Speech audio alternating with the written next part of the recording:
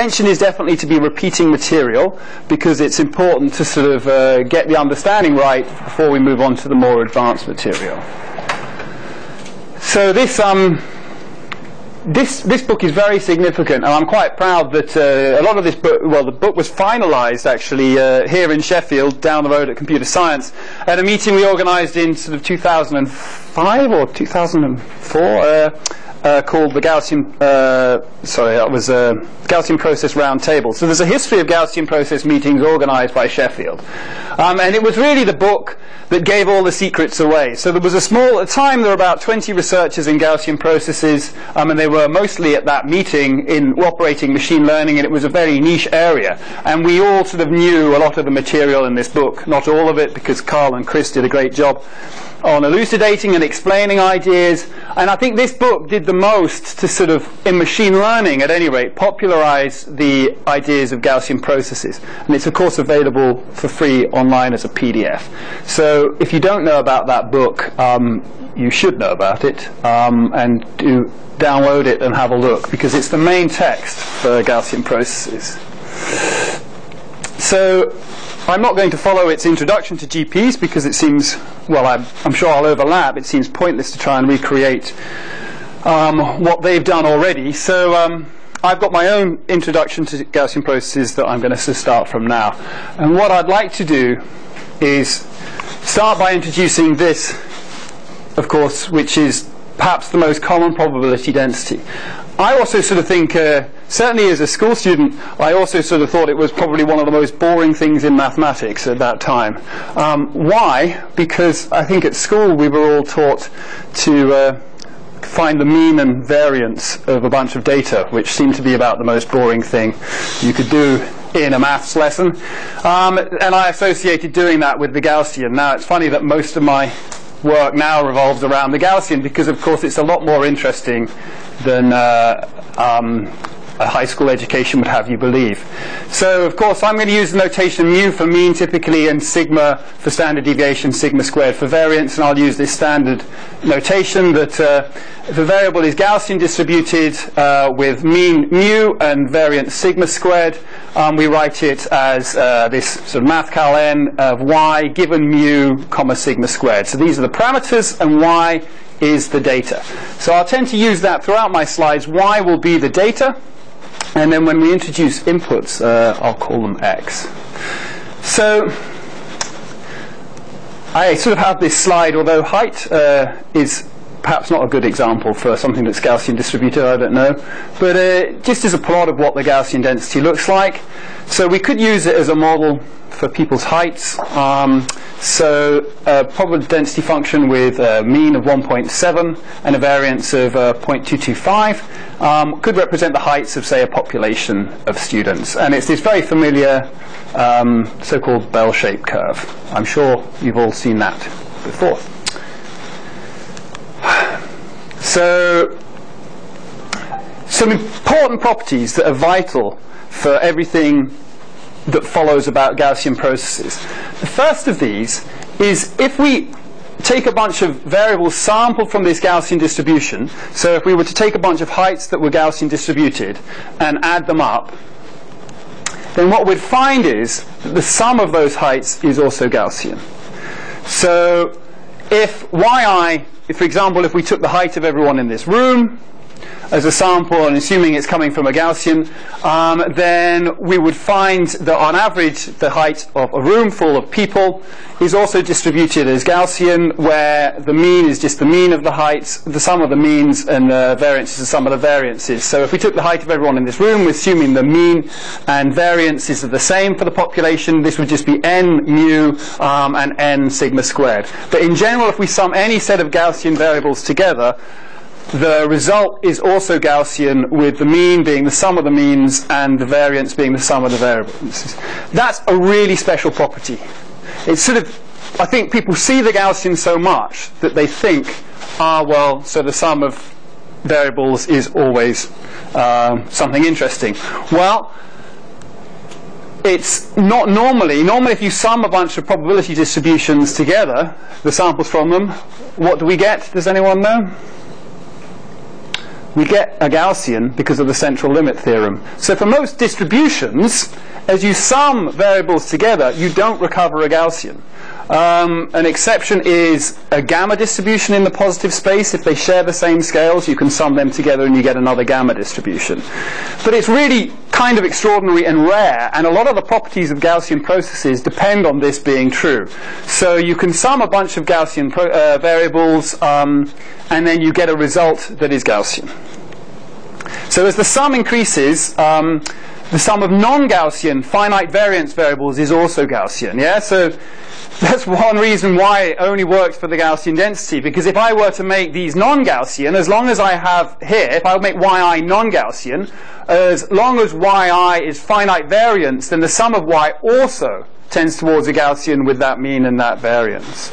So this is sort of exceptional, and this special property is the reason why they end up, it was one of the reasons why they end up as Gaussian processes being so fundamental. Have I lost the... Okay.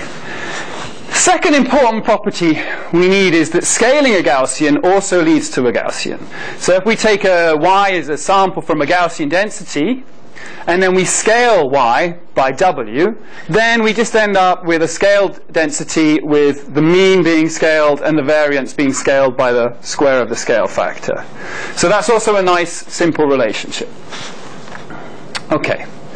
So what I want to start by looking at now is, so that's a Gaussian density, but what we're often interested in machine learning is predicting, given some input, some output. So we might try and predict your height given your weight, and what we can do is we can get some data from some people of their weights and their heights, and we can try and do a best fit line. Now that's an idea that certainly I was taught in high school. And how to fit these lines is something that goes back sort of 200 years ago to the time of Laplace and Gauss. But there's something interesting about what's going on. So if we've got a bunch of data points like this and we're trying to fit a line through them, the line doesn't actually, well, it almost goes through that data point, but it goes through no data points. So the typical setup for these type of problems is that we're trying to predict a real value y given perhaps some inputs x. So I'll always use x as the inputs. So we might be trying to predict the quality of some meat. This is a Tecator data set given some spectral measurements of the meat using a meter. Or another thing that the Sheffield stats people here, who are really foundational in Gaussian processes, Jeremy Oakley's here, and Tony O'Hagan is emeritus professor here, but was here for a long time in a major figure in Gaussian processes. And something that they've been very interested in is the C14 calibration curve. So carbon-14 radiocarbon dating, you get a radiocarbon date, but there's actually a nonlinear mapping between that radiocarbon date and the actual date. And people are interested in making that map. So the input is the radiocarbon date, and the prediction is the actual date. There was an old machine learning example where you were trying to predict the quality of backgammon moves, and more recently moves in the game Go, given expert-rated training data. So these are the sort of things you can do with a regression. But more simply, for a one-dimensional input, all we're trying to do is fit a function, y equals mx plus c. So we can draw such a function and characterize it by its gradient and its offset. So here the gradient is given by m, and the offset is given by c. Now, given two samples from a data set, so this is, for example, one person's height given a weight, and this is another person's height given a weight, we know how to fit that straight line. Problem is, what happens if we have a third example? So which of these three lines do we fit? Now this is, I think, important conceptually. You may all think, well, I know how to solve a problem like this, but going back to basics like this actually highlights something. But what's going on here is we've got three simultaneous equations. So these are the data. Y is 3, x is 1, x is 3, y is 1, and then the third point, the one that messed everything up, is x is 2, y is 2.5. Now fundamentally we've got three equations relating x and y, and only two unknowns. So we've got an overdetermined system. Now, what I want to introduce at this stage is the concept of how we deal with that. Because I think you forget how we're dealing with that. And this is very much, the first people to look at this, in fact the person who did the most work on this was Laplace, sort of 200 years ago. And this is how he would have seen it. What he says is there's a corruption going on, where epsilon is something I don't observe. It's a corruption on this measurement process, epsilon. So 3 equals m plus c plus some corruption. 1 equals 3m plus c plus some corruption. 2.5 equals 2m plus c plus some corruption. And that corruption, Laplace spent a lot of time trying to work out probability density functions for this corruption. He saw it as a latent unobserved variable. He spent a lot of time thinking about that, and he used his principle of least, whatever it's called, I can't remember, in order to come up with some very heavy-tailed probability distributions to represent this function. And it was Gauss later on who came along. Laplace actually discovered the Gaussian distribution before Gauss, but he didn't think of it in this context as a useful thing in this context. Gauss was the person who sort of pointed out that you could assume that these things were Gaussian distributed. Yeah? And so you've got a latent variable, a corruption, an unobserved latent variable, a corruption that you distort the line with, which is the reason why these points fall off this line. So here these points, the model is that you've got some input, some target, and then you've got some corruption off the line. Yeah, and that's Gaussian distributed according to Gauss. And that's why it ends up being called the Gaussian distribution. Now what I wanted to illustrate following on from that is go to the opposite end. So what if we now want to fit a line where we've got two unknowns and only one observation? So y equals mx plus c. But now we have only one observation, and we've got to fit m and c. So what I want to highlight is that the so-called Bayesian approach, okay, allows us to do something here. So we can compute m given c, for example. So if I assume a value for c, then I can compute a corresponding m. If I assume another value for c, I can compute a corresponding m. So on and so forth, yeah? So how do I do that? Well, if I assume c is drawn from a Gaussian distribution, so I've cleverly left off epsilon here. I haven't introduced epsilon, but we can introduce both, because I just want to show one variable. If I assume c is drawn from a Gaussian distribution, and c, I look at across different values for c, I can get a distribution over the solutions, a posterior distribution for c. So we can find a distribution of solutions. And I think this idea is obvious and fundamental. And it's a great shame that people kind of started ignoring it in statistics. I mean, for good reasons, actually. But from a modeling perspective, it's just the same as assuming noise. Only now we think that the latent variable is the offset. Now, in general, we don't do it like that. We assume a prior distribution over both this scale and offset. So I'm assuming a prior distribution for c, and then we're computing m as a result, but we could assume a prior distribution for m and c and compute in that way. And that was what Laplace and Gauss and the early people looking at modeling data did. They actually justified it through Bayesian concepts. So to deal with an overdetermined system, we introduce a probability for this noise variable, epsilon, and for an underdetermined system we introduce a probability distribution for a parameter. That's known as a Bayesian treatment. I don't like the fact it's called a Bayesian treatment. It just seems the right thing to do, given the context. Everyone likes to bandy this word around. This word is intended to make it sound like a religious faith-based thing. It is not. It's the obvious thing to do, to just treat something you don't know with a probability distribution. And I think we're going to be assuming that that's what's going on for all that follows. So I just want to emphasize that point. So any questions at that stage? No? Anyone disagree? Okay. So of course, for general Bayesian inference, we need multivariate priors. So if we're going to do a multivariate linear regression, what we actually do is we have a vector of parameters, w. So we have a weighted sum of these inputs. So for a given data point I, we have sort of, well, I'm going to use P for the how many values we have. So if we've got P values, and we're indexing across P, we have P weights W, and then we sum across them in order to give us a multivariate linear regression surface. And we also re-include that corruption value that's coming from Laplace. So this is so we tend to drop this C, this offset for convenience, and if we want to include it, we just have an additional value X, which is always set to 1, and then the associated value of W has the role of C. So this motivates the idea of a multivariate Gaussian distribution, because now W's a multivariate parameter. So we need some way of representing our beliefs about W, which is multivariate. And what we're going to do is we're going to use multivariate Gaussians to put a prior directly on the function. So what we're going to start by doing is looking at multivariate Gaussians, and then we're going to throw away this type of representation, and we're going to use this multivariate Gaussian distribution to put a prior directly on the process. So I'm going to use matrix. I think most people will be using linear algebra notation to represent that. So it's interesting, in the sort of kernel learning field, they tend to like the sum notation, but it seems more compact to me. W transpose X is the inner product between W and X. So we've got a vector W of parameters.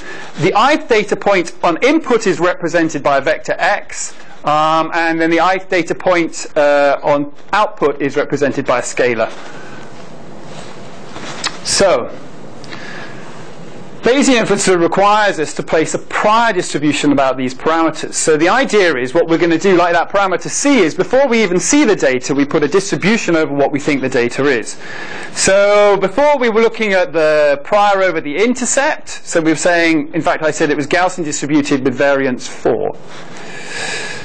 Okay, so here's a Gaussian distribution with a variance of, well, looks like a standard deviation about 0.5.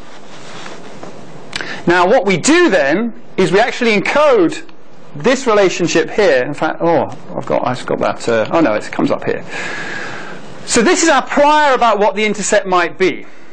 And then what we have is an observation. Okay, so now these are both Gaussian densities. What I'm drawing here is the prior distribution over X. What I'm drawing next is the prior over, this is the prior distribution over M. I'm drawing now the likelihood. Now the likelihood is, officially it's a probability distribution over Y given M and X. But I'm drawing it as a function of M here. So when I draw it as a function as M, it's actually not normalized. So this is a likelihood function with regard to M. And what happens in Bayesian inference is we take this prior distribution over the offset, we combine it with the likelihood, and in the likelihood we say, this is for going back to the univariate linear regression case, we say that the mean is given by mx plus c. So our likelihood is, I should really have less slides so that I can easily go back between plots. So the likelihood says that the mean of this Gaussian distribution is given by this line, and then the perturbations around it. So whatever, any given x gives me a mean at that position, and then there's a corruption given by epsilon. So we can combine that corruption given by epsilon to give us a distribution that looks like this, where the mean is mx plus c, and the corruption is given by epsilon. If it's variance sigma squared, then it gives us this sort of variance of sigma squared on it.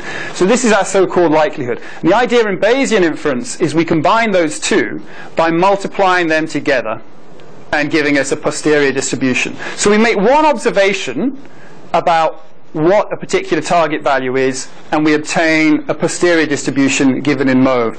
Because both of these things are Gaussian, it turns out to be fairly straightforward to compute. So we derive these posteriors by multiplying likelihoods by the prior.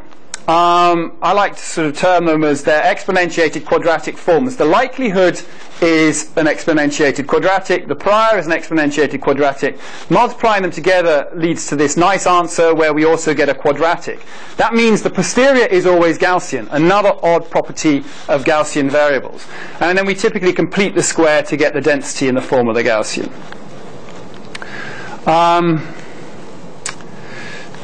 Now in the multivariate case, we have to consider the same model, but now the mean of the likelihood is given by W transpose X, yeah, instead of MX plus C, and we have to have a multivariate Gaussian prior. So just a brief introduction to how multivariate Gaussian distributions come about. So we've already talked about heights, and let's introduce weights. So we've got heights are given by the same density I looked at before, and let's assume weight in kilograms is given by this density, which is 75 kilos plus or minus 6 kilos. So now we have a distribution over heights and weights. And we can independently sample for a population its height followed by its weight. We can plot such samples on a two-dimensional plot of height versus weight, where we're now showing this density as a contour, and I'm going to use that representation a lot. So that is now a Gaussian hill, yeah, of weight in that direction, height in that direction. So that first sample is moved there. I can continue to sample a height and a weight and then plot it. So I'm independently sampling from a height and a weight, and I get samples from a multivariate Gaussian density. But there's a problem here, because actually heights and weights are not independent. So what we're doing there is we're making a sample of height and then independently sampling weight. But in practice, they're dependent. This body mass index is whether it's any good or not is there's a measure of dependency is an open question. But certainly, as you increase in height, you tend to increase in weight.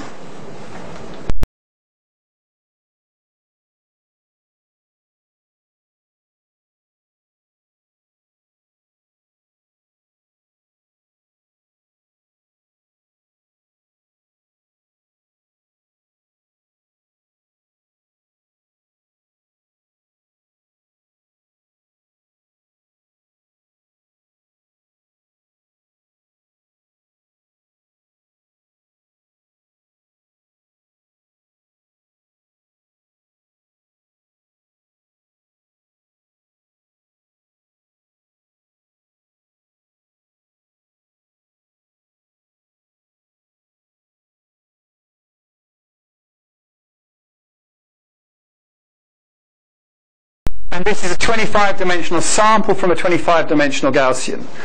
So what you see is that the way we've set up this covariance means that points that are neighboring in index are strongly correlated. We'll show what those values are in a moment. And points that are distant in index are uncorrelated. This is 0, approximately. And when we sample from this Gaussian, there's a kind of sort of, should be unsurprising, but I think the first time you do this, it is quite surprising.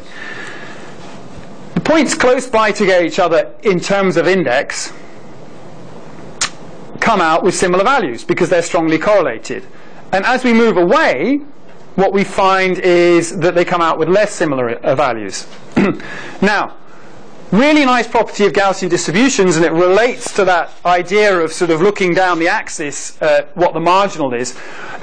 We've been looking at two-dimensional Gaussians, so let's just look at two of these points, F1 and F2, and we'll look at their covariance. So the beautiful thing, in order to get, this is a Gaussian density over F1 to F25, so it's a probability distribution over 25-dimensional space. So to look at the marginal distribution over F1 and F2, we have to integrate over F3 to 25. And integration in high dimensions is a very difficult thing, unless you've got a Gaussian distribution, when it involves just focusing on the relevant portion of the covariance matrix. It's a very important property of Gaussian distributions, which is also vital for Gaussian processes. So you can ignore all parts of the covariance matrix that are not associated with these two variables, and the mean of these two variables, which we've got zero mean Gaussian in this case, is just the mean from the original Gaussian. So we can get the marginal distribution trivially. So marginalizing in Gaussians is a trivial operation. So taking what those actual values are, so removing the color map, what we've got on the diagonal is variance 1, and then off diagonal we've got 0.96 correlation between these points. So what that looks like is this, a highly correlated Gaussian density. So looking at the marginal for those 2 points, we see that they're very strongly correlated according to this covariance. And I'm showing one contour there of that P of F1, F2. Now, what we're interested in machine learning is predicting. So we may be given f1, and we may want to predict what f2 should be given f1. And rather beautifully, if you've got a joint probabilistic model over everything, this is sort of easy to do. Instead of marginalization, which is just what we've done at the moment, it involves conditioning. So in conditioning, we observe that f1 is minus 0.313, and we try and predict the conditional distribution of f2 given that f1 is minus 0.313. Yeah? And I've actually plotted this conditional distribution on the f2 axis here. So it's also Gaussian. Another important property of Gaussians. It's not common to find a density, a multivariate density, in which the conditionals and the marginals are all part of the same family. Very unusual. And the way we compute it pictorially is if you think of this f1 being a slice across this Gaussian hill again, so this is a Gaussian hill coming out of the surface, then the conditional density of f2 is effectively where this is slicing through. It's the projection on that axis. So this is like a renormalized, because it has to be a probability distribution, a renormalized section through here. So we're taking a section through this Gaussian hill, and then we're just renormalizing it to get the distribution. And that's the pictorial idea. I mean, I'm not giving you the maths, because you can look that up. That's the pictorial idea behind how we condition in a Gaussian density. So we now can predict f2 given f1, and what we find, because of the strong correlation, we expect f2 to be negative. The mode of the density is in the negative half space, maybe even up to 1 standard deviation. So 3 standard deviations width of the density are probably in the negative half space. So on average, we expect that density to be, the variable f2 to be in the negative half space if f1 is there, because it's strongly correlated with f1, which is specified in this covariance matrix here. So there is where f2 lands. Yeah? So what I'm doing now, in effect, I'm sort of saying, well, let's think of f2 as a sample from the conditional of f1 given 2. And this was the value we actually had. It's slightly closer to 0 than the original minus 0.313, because that would be around here, I think. So it shifted a bit towards 0. And indeed, we see that in here. Yeah? Condition on f1, if we sample f2, it turned out to be up here. It could have been anywhere in this range here. Now mathematically, that's the operation that we've just done. So f2 is dependent on f1 with some variance. And these are the parameters from the covariance matrix that we used. If we look at f1 and f5, so further away, so now we're looking at this guy and 1, 2, 3, 4, 5, then we find that the correlation is much weaker. This is still what some people might consider a very strong correlation. So people might get excited if they find that correlation in their data. But look at how much more diffuse the Gaussian associated with it is. One way of thinking about this is, actually, no, I won't talk about that. So what we now do is, conditioning on f1 being minus 0.313, as in the previous example, we can plot the conditional distribution of f5. Much, much more diffuse. In fact, you don't learn very much about f5 given f1, relatively speaking. Given the marginal would be mean 0, variance 1, yeah, so it would have a mean there, and it would have a standard deviations at these points here. We've learned just a little bit about f5, that it's a little bit shifted and probably slightly tighter variance, having observed f1, because it's less correlated. So f5 turns out to be up here. So even f1, even though this is correlated with f1 and f1 was negative, f5 turns out to be quite highly positive. And we see that, of course, in the plot here, 1, 2, 3, 4, 5. So we can look at this distribution over this multivariate things in terms of the marginals of 2 points and sort of work out what's going on. This guy is actually pretty much numerically independent of this guy, because the correlation will turn out to be very, very close to 0.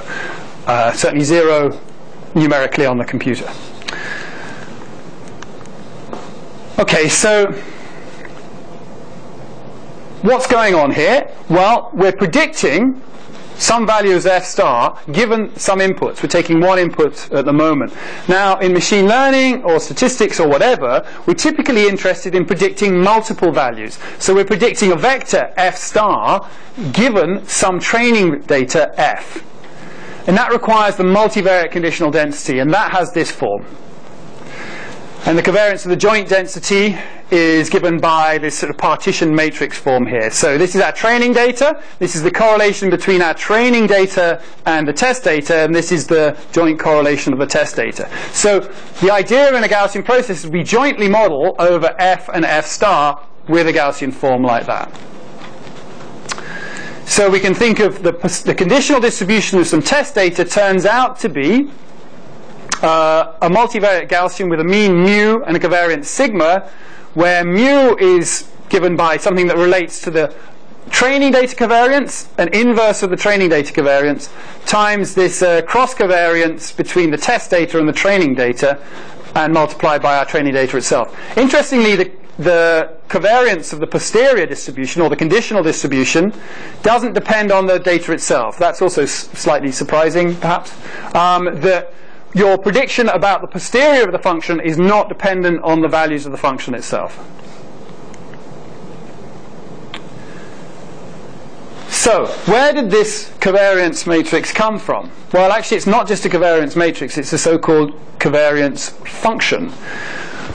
What we do is, we compute the values of this covariance matrix here as a function of inputs associated with those test functions. So we have f1 and f2, and in this case we'd have x1 and x2 associated as the inputs to the function. So when we want to compute what these values are, we just use this formula here. So this variant of it here is known as the well, it's got 100 different names. So some people call it the Gaussian. Some people call this a kernel matrix, and some people call this the Gaussian kernel, which other people don't like because it's not normalized, so it's not a Gaussian. For reasons we'll see later, some people call it the RBF kernel, radial basis function kernel, but some people don't like that because they say, well, it's not necessarily radial basis function is too general. I'm not sure why people don't like that.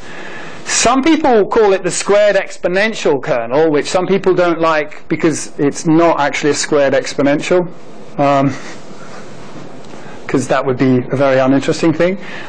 So I decided to give it a new name, the exponentiated quadratic, because that's what it is. It's an exponentiated quadratic. And some people don't like that because there's already too many names. Okay, so any questions at this point about, I should have stopped here actually before going into the kernel. So just any questions about this conditioning across Gaussian distributions and Gaussian variables. So I should be going slower and allowing more time for questions. No? Don't be shy, someone asks something.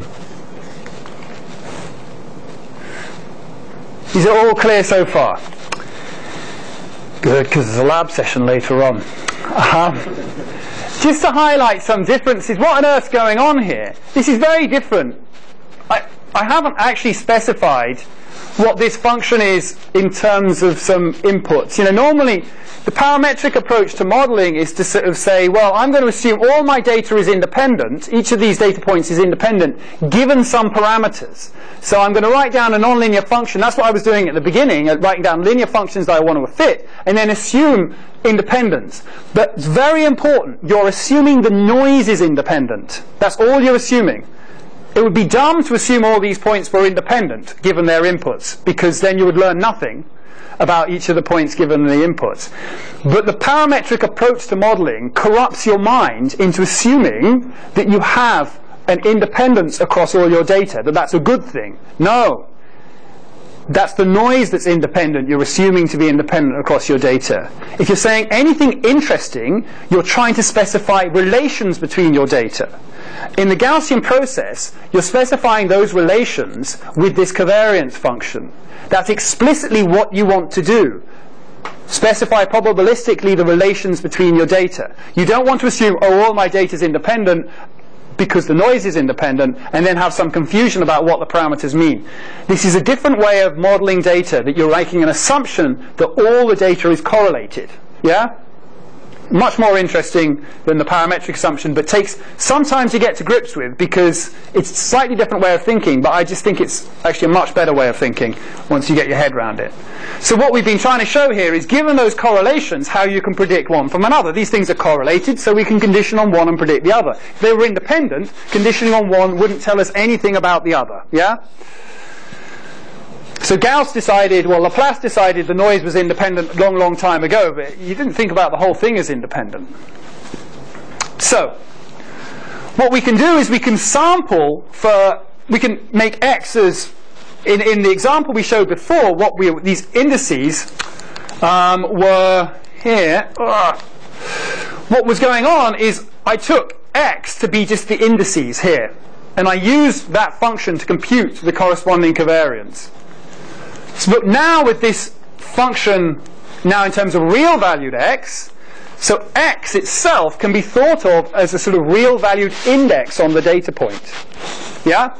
So every data point comes with its location parameter X, and the way you compute its covariance between that and another data point is to compute the output of this function. It gives you the relevant element of the covariance.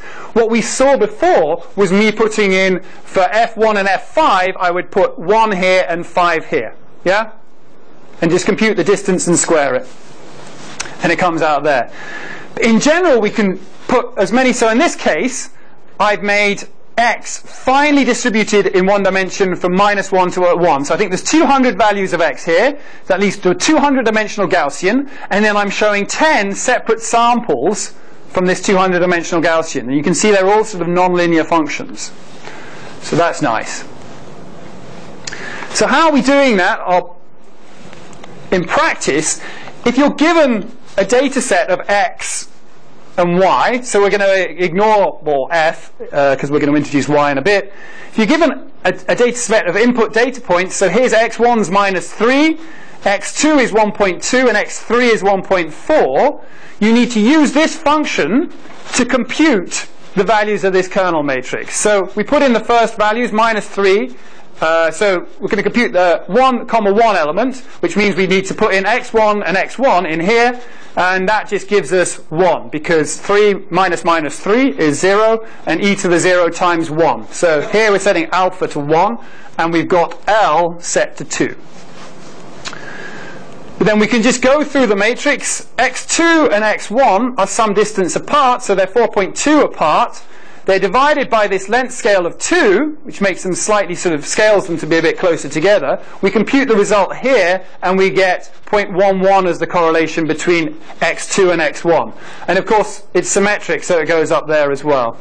X2 and X2 are the same, so we get 1 there. If we compute now K3, 1, 0.0889. So 1.4 is further away from X1, it's 4.4 away, so the correlation is slightly less. Because the correlation is computed as the negative squared distance between these two values. So as distance increases, this thing goes towards 0. Now, because X3 and X2 are very close, we get a very strong correlation between those values, yeah? So these two data points are very close together, so the model thinks that the correlation is strong. And then finally, X3 gives us a 1 in there. So replacing that with a color map, what we see is that X2 and X3 are strongly correlated, and X1 is kind of less strongly correlated with X2 and X3. And we can do that for any sort of set of values. So X1, X2, X3, X4. So now we have X1 is -3 and X2 is 1.2. So that's a long way away, so we get a low correlation. X2, yeah, that just fills in as 1. X3, 1.4, X1 -3. And so we're just adding in a new data point. So this is the same as before. The X4 data point, so there our training data was this, perhaps this is a new test data point. We need to compute all its correlations with the training data, and they can just be computed in the standard way. The new test data point X4 happens to be strongly correlated with X2 and X3 and fairly uncorrelated with X1. So there we get a matrix like that. So this is the same as the previous matrix in the top quadrant, but we've added in a fourth data point at 2. Yeah? I think one final example, just to emphasize that point. We can change alpha the scale on the outside to be larger. What this does is it blows up the width of the function, the sort of function in the y height. So here, this gives you the variance along the diagonal. The marginal variance of x1, x1 is now 4. So it's got a standard deviation of 2. So this is a function that's twice as wide on average as the previous functions. And then this is just going through the same set of data before, or similar operation as before. But now we end up with much larger values in the covariance matrix, because this alpha scales everything up to make the function sort of go between wider values. So you've got control over this function here. So I missed as well that, in fact, what we've done now as well also is we've increased the length scale too. So the length scale says how far is far. You know, if the length scale is 1,000, then points that are 1 apart are actually very, very close, because it's dividing by everything, yeah? So increasing the length scale here means there's much more significant correlation between x1 and x2 than there was before. So the correlation value itself is about 2.8 over 4, so it's up around 0.7, versus in the previous example it was about 0.1 or something. So doing all that leads to a much more correlated function, so we get stronger correlations between these. This is a similar pattern before, all scaled up, but more correlation now between this x1 and the x2 and x3. So you can take any sort of set of data and you can compute, using this mechanism of a covariance function, what your covariance matrix would be. So what is the important part of a Gaussian process? Anyone? The covariance function, precisely. Because that's encoding all our assumptions about the data. So in fact, the first time I saw these samples from a covariance function, oh, I've got to go way back now. Never animate in PDF. Well, certainly not the way I do it. I'm not going to go that far back. So the samples we saw from the covariance function before were, let's see if we can go to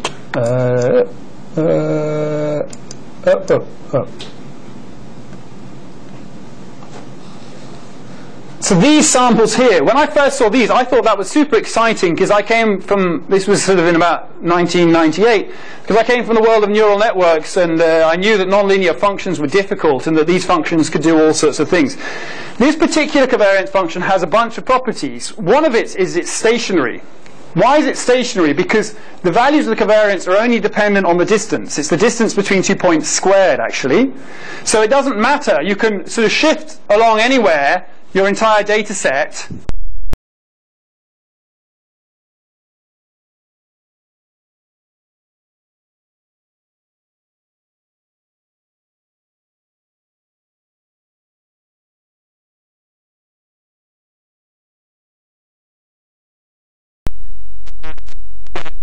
At the end. So in a basis function model, what you do is you take your input x and then you compute nonlinear functions which are a function of x. So in this case we're going to compute 3. Each one is at a different location, so they're sort of Gaussian-like things with different means. So the kth basis function for the ith data point xi is given by, again, this sort of exponentiated quadratic form. This is why radial basis function kernel is one kernel name that's given. But we only have 3 of them, yeah? So what we're going to do is have the ability to say that the observed data we have is a weighted sum of these 3 functions. So, you know, I'm not sure if I've got, yeah, on this slide here. So we say our function, this is how we make a nonlinear function in this case. Our function is a sum of these 3 basis functions weighted by w. So we've got now 3 parameters. So even if, in this case, x is one-dimensional, so here this vector would be a one-dimensional input, we still need 3 parameters, 1 for each basis function, to do the fit. And in a standard linear model, you can replace this basis function by just the data itself, yeah? So that you can think of a standard linear model as the special case where the function is no function. Now, what's nice is I can sample, if I do a Bayesian approach like I talked about at the beginning, I can sample a weight vector from that Gaussian density. Now in this case, those weights are all independently sampled. And I can plot, just like I did for the Gaussian process, what the functions look like. So in this case, I'm sampling independently 3 W's, each with variance. So each WK is sampled from a Gaussian with 0 mean and a variance alpha. And in this case, I'm making alpha 1. Yeah? And here's the result. So depending on the weights I choose, I get different values of these 3 bumps. So in some cases, this middle bump isn't very prominent. In some cases, look, this first bump must be negative here, and then positive at the end, and not much going on in the middle. Here, there's something not much going on at all. It's fairly flat. But I've got different functions by sampling parameters from the model. 3 parameters, yeah? So this is a nice thing. Why don't we do inference with this? Well, it's great, actually. So what I can even say is I can write the following in matrix form. So if an individual function output is given by the weighted sum of these basis functions, summing over all the basis functions here, so this is for the ith data point, then if I'm interested in the entire training data, what I can do is I can write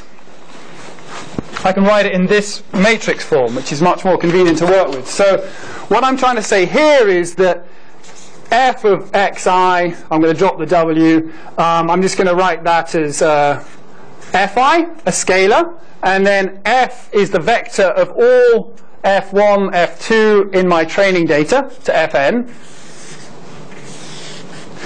And then because this is simply an inner product between w and phi, I can write it as this matrix relationship. But I'm being very specific. In the Gaussian process book, so I'm using a design matrix form. So if I write down phi, a vector of phi, where this vector of phi is for the ith data point, what I have is phi 1 of the xith data point, phi 2 of the xith data point, and phi, sorry I'm running out of space, 3 of the xith data point. Yeah, so I've got 3 basis functions. Now if I decide to stack all these vectors as row vectors in a matrix, I get a full matrix phi. That's called the design matrix. So now I've got so that's the first data point, then this would be the sort of nth data point, phi 1 xn, phi 3 xn. Yeah? This is called a design matrix. It's standard in statistics. Now, the only thing I hate about the Gaussian process from machine learning data book is it transposes this matrix, which is really dumb. There's no reason why this matrix should be one way or the other, but statisticians defined it to be this way round a long time ago. So I would urge you to just use it that way round, and that will reduce confusion.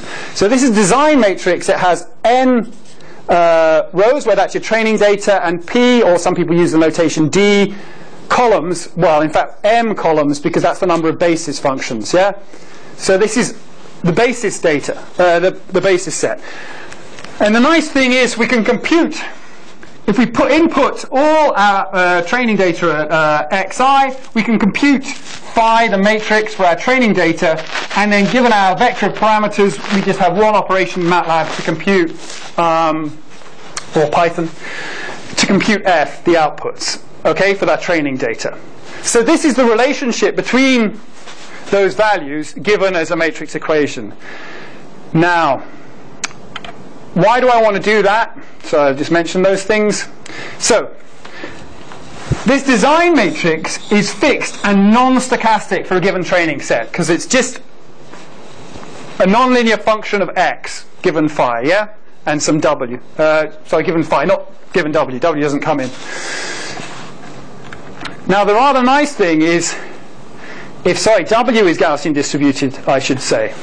So if w is Gaussian distributed, as we were just sampling before, then since this is stochastic, if this is representing the expectation of f, and this is representing the expectation of w under that prior distribution, w just pulls through this design matrix, because the design matrix is not dependent on w, yeah?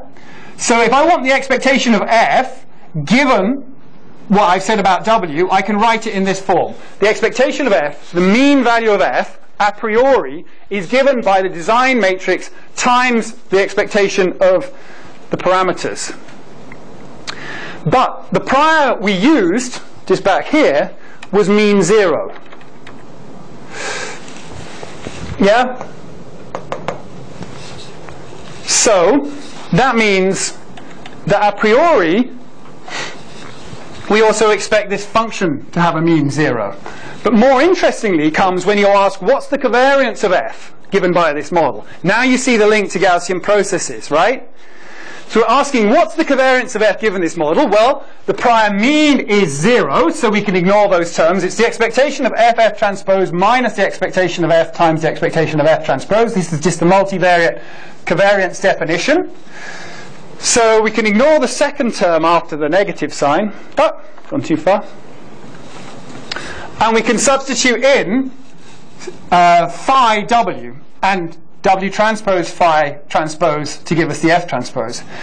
And now we can just bring those expectation brackets in, and we recover that the expectation of f transpose is equal to phi expectation of w transpose phi transpose. Now, given what I said before, for W, the mean is 0. Its covariance was just diagonal. In fact, I used alpha. Unfortunately, I've used gamma prime here. This should just say alpha. So the answer, this guy here, is just the identity matrix, because that's the covariance of W, because the mean of W is 0. So you can see that then the covariance is just given by, this should be alpha phi phi transpose. That's the covariance function for that radial basis function model. Yeah? Do you want me to go through that a bit slower or talk through that again? I think it's worth pausing for thought on that. People follow what I'm saying there? No. Okay, good. Right. It was important that you weren't following. So f is equal to phi w. So this is all the f's in our training data, and this is all the phi's associated with our training data. But I'm trying to say, look, W is drawn from a Gaussian distribution with 0 mean and covariance alpha I. Yeah? Now, this is a matrix operation. So I need those properties we looked at before. Yeah? The properties of a Gaussian, multivariate Gaussian distribution. If W is drawn from a Gaussian and F is also drawn from a Gaussian, since this is just a matrix multiplication between these two, sorry, I should have emphasized this at the beginning, that is also Gaussian distributed. Yeah? So if W is Gaussian distributed, F will be Gaussian distributed, and its covariance will be given by what we had in the example, where that maps to that, and that W, annoyingly, maps to phi in this case. So when I gave the properties, I gave it in this form. The covariance will have this form. So in our case, that becomes phi alpha phi transpose. And the mean, because the mean of this W is 0, so the mean is just a bunch of matrix multiplications times a mean of 0. It should be phi times 0. So this mean is 0. So the covariance from just this formulae, this is, you can do the maths to prove this, right? But once you know these properties of Gaussian, it's actually reasonably trivial. If that's Gaussian, so this is in scalar form, this is like, let's say fi is a scalar is equal to ai times phi I. These are all scalars, yeah? So, sorry, not ai, let's call it wi. If W is drawn from a scalar univariate Gaussian with 0 mean, then the univariate properties of Gaussians I showed you before means that Fi must have 0 mean, because it's just a scaled version of phi I. So this is also Gaussian distributed, but scaled by phi I. So its variance is scaled by phi I squared, and its mean is scaled by phi I. But if the mean is 0, then the mean of the new thing F would be 0, and if the variance of this is alpha, this would be alpha phi I squared. The variance of this parameter, of this guy here, yeah? This is univariate. Not so interesting. This is the multivariate equivalent. So what we said is if, how did we say it? We said if X is distributed from a Gaussian with mean mu and covariance sigma, and y is equal to wx, then we said that the properties of Gaussians mean that y is drawn from a Gaussian with mean w mu, covariance w sigma w transpose. Unfortunately, I've used w twice though now, because I'm going to then do that for the case we're looking at, which is saying that x is drawn, just saying that w is drawn from a Gaussian. See, if I'd thought about this, I would have used different notation. W is drawn from a Gaussian with zero mean and covariance alpha I. F is equal to phi times w, the parameters of the model. So therefore F must be drawn from a Gaussian with mean phi times mu, but mu here is 0, so mean 0, and covariance phi times the covariance times phi transpose. But the covariance here is alpha I, so that's phi alpha I phi transpose, where alpha can now come out the front. Yeah? Does that make sense? So just by very simple properties of Gaussians, I've recovered in 2 lines what the covariance function associated with this model is, this radial basis function model. So I'd sampled, in the previous case, I sampled, to get these guys, I sampled independently a bunch of w's and then multiplied them by phi in each case. But equally, I can sample directly from f, just as I did before for the previous case, and get the same plot. It's one and the same. In one case I'm sampling from w, and then computing f by f is phi times w. In the other case I'm sampling directly from f. But the rules of Gaussians and probability mean that they come to the same thing. So why bother with that non-parametric representation? Well, number one, so this is the form of these covariance functions. Following that rule, using this multiplication out, I can write down the covariance between 2 data points. It's dependent on mu k, and it's summed across all the mu k's I'm interested in, yeah? So this is the covariance function for xi and xj for that radial basis function network. It's not the same as that covariance function we saw before for the Gaussian process. And in fact, when we compute it, what we see is this. This is computed from, I think, -2 to 2, or it's computed outside where the, so it's computed from -2 to 2, and these basis functions are located at -1, 0, and 1. So when we compute this thing, because this basis vector here is 0 outside the sort of range of 1.5, when we compute the covariance, we see it drops to 0 outside the -1 to 1, which didn't happen for our covariance before, yeah? So this parametric model has this sort of bumpy form in the center.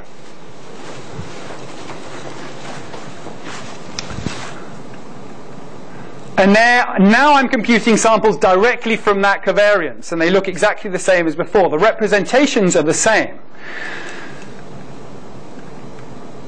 But in this case, we need to choose a number of centers and a location of centers.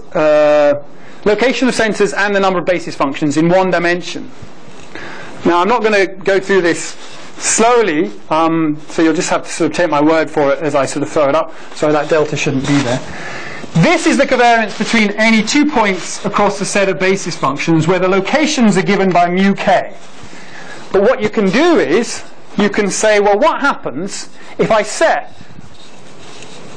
the locations to be uniformly distributed at regular intervals between A and however many k minus 1 times delta mu.